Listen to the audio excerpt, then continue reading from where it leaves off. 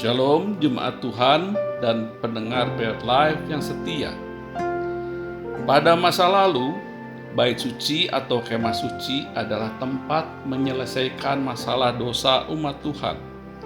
Kemah Suci dalam Perjanjian Lama terdiri dari kemah yang terletak di bagian depan.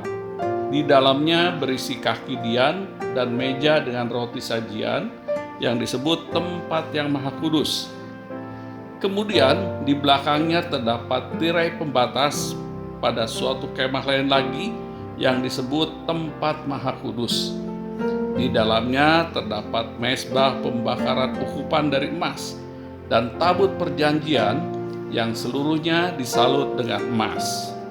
Di dalam tabut perjanjian itu tersimpan buli-buli emas berisi mana, tongkat Harun yang pernah bertunas, dan loh-loh batu yang bertuliskan perjanjian.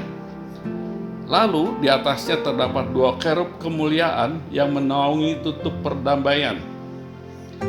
Di tempat pertama atau yang paling depan disebut ruang kudus, para imam bisa masuk ke dalamnya dan melakukan ibadah mereka, tapi tidak untuk ruang maha kudus yang hanya boleh dimasuki oleh imam besar saja. Itu pun hanya sekali dalam 1 tahun. Sebelum memintakan permohonan ampun bagi pelanggaran-pelanggaran umat yang dibuat secara tidak sadar, imam besar harus mempersembahkan korban yang mengandung unsur darah untuk memohon ampun bagi dosa dirinya sendiri terlebih dahulu. Ketika Yesus mati, Injil mencatat terjadinya hal-hal supranatural, antara lain tabir bait suci terbelah dua dari atas sampai ke bawah. Dalam Matius 27 ayat 51 tertulis, "Dan lihatlah, tabir bait suci terbelah dua dari atas sampai ke bawah, dan terjadilah gempa bumi dan bukit-bukit batu terbelah." Melalui karya pendamaian Yesus di kayu salib, tirai pemisah antara ruang kudus dan ruang maha kudus terbelah. Dengan demikian, melalui Kristus, manusia dapat memiliki akses langsung beribadah kepada Allah tanpa perlu lagi perantara. Orang bisa berhubungan langsung dengan Bapa, memohon ampun dan berdoa. Ini adalah anugerah yang begitu besar bagi manusia. Tapi sayang, hal itu sepertinya tak berpengaruh besar untuk mengubah hati semua manusia, karena belum semua memiliki hubungan pribadi yang khusus dengan Allah sendiri, sehingga hidupnya belum sepenuhnya mengalami perubahan atas segala kelemahan dan keinginan daging.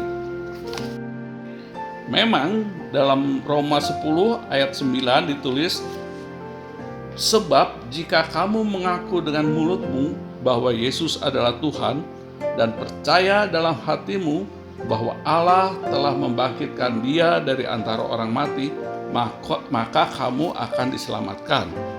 Tetapi Tuhan juga dalam Roma 12 ayat 2 meminta kita jangan menjadi serupa dengan dunia ini, tetapi berubahlah oleh pembaharuan budi, sehingga dapat membedakan manakah kehendak Allah, apa yang baik, yang berkenan kepada Allah, dan yang sempurna.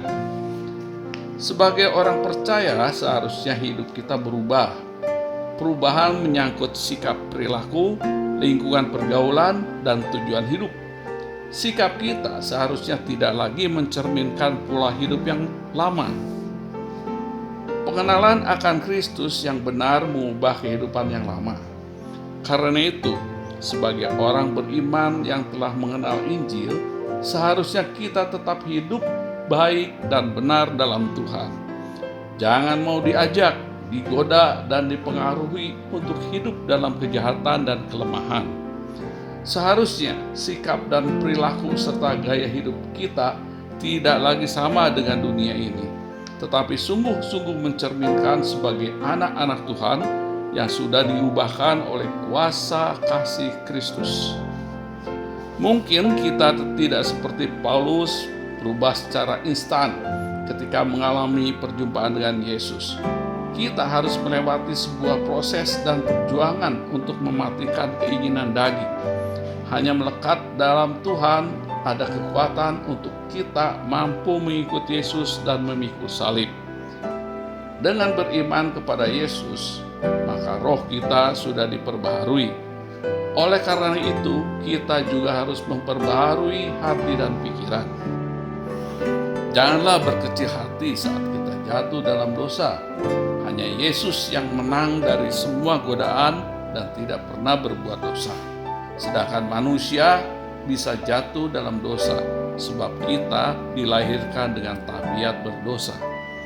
Bersyukur dengan anugerah Tuhan, jika kita mengaku dosa kita, maka Ia adalah setia dan adil, sehingga Ia akan mengampuni segala dosa kita dan menyucikan kita dari segala kejahatan.